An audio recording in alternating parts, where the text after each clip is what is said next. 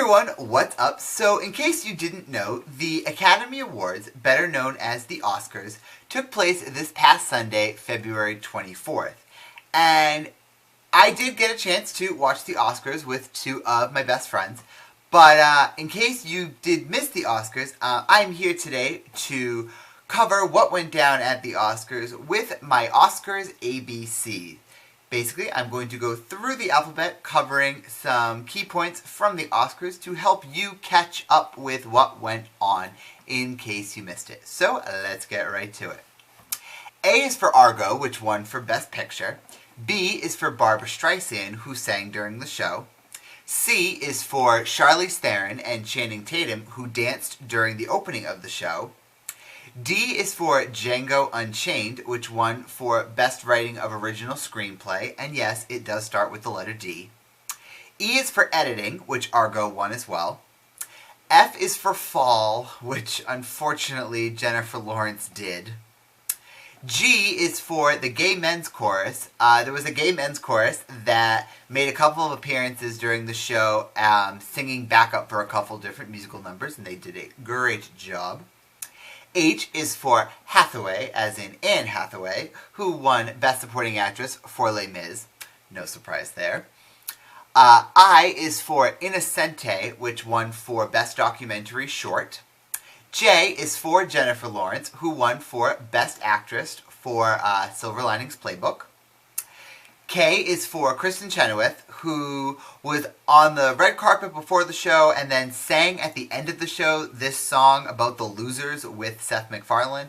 And my friends and I were joking that she kept making it a point to note that she was going to be singing at the end of the show. Watch for her at the end of the show.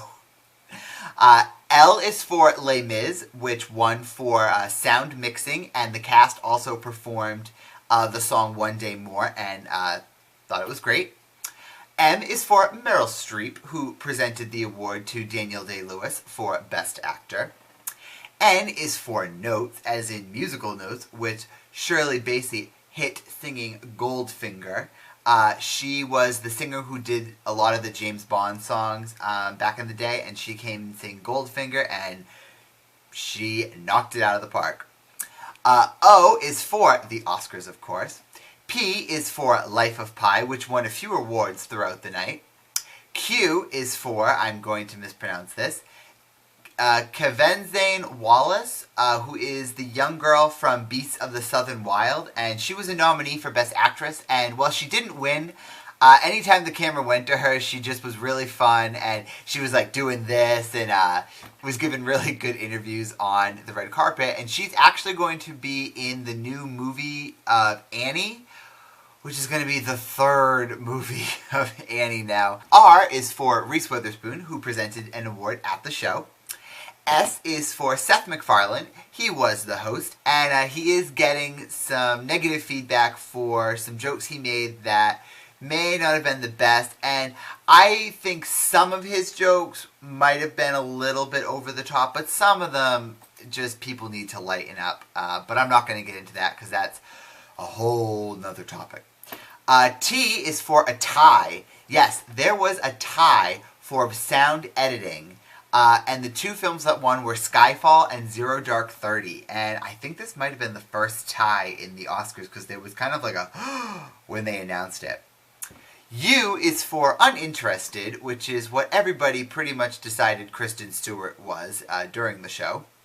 V is for Valentino, which Jennifer Aniston wore to the show, and she presented an award. W is for William Shatner, who was part of the opening with Seth MacFarlane, and it was pretty funny, but it kind of went on a bit too long. X is for the Samsung Galaxy, which I think anybody who watched the Oscars knew by the end of the show that they were one of the sponsors. Oh my Jesus. The ad was on every time they went to break about the stupid zombie unicorns or something. Like, I get it. You like your phone. Good job in advertising. Y is for Yves Saint Laurent, which was the dress that Anne Hathaway wore not to the Oscars, but to the Vanity Fair party after the Oscars. And finally, Z is for Catherine Zeta-Jones and Renee Zellweger, who presented awards with their fellow Chicago movie cast members Richard Gere and Queen Latifah. And Renee Zellweger especially comes at the end of the ABCs because it kind of was apparent during the show that she couldn't read for some reason. She had to hand it off to Richard Gere, so she either needs to get some glasses or review her ABCs. So there you go, Renee Zellweger. Renew your ABCs with the Oscar ABCs. So that is my Oscar ABCs. I hope you enjoyed it, and I hope it kind of caught you up on everything that it could, for the Oscars. I obviously couldn't cover everything. You can see the whole show on Oscar.com. And leave a comment below. Let me know what your favorite part of the show was. Did somebody not win an award you think they should have? Have you seen the movies that were nominated? I've only seen Les Mis, so I would like to see some more. And please like the video, subscribe to the channel, and that's about it. I will have a new video of my favorite things for February up soon, and I will see you later. Bye!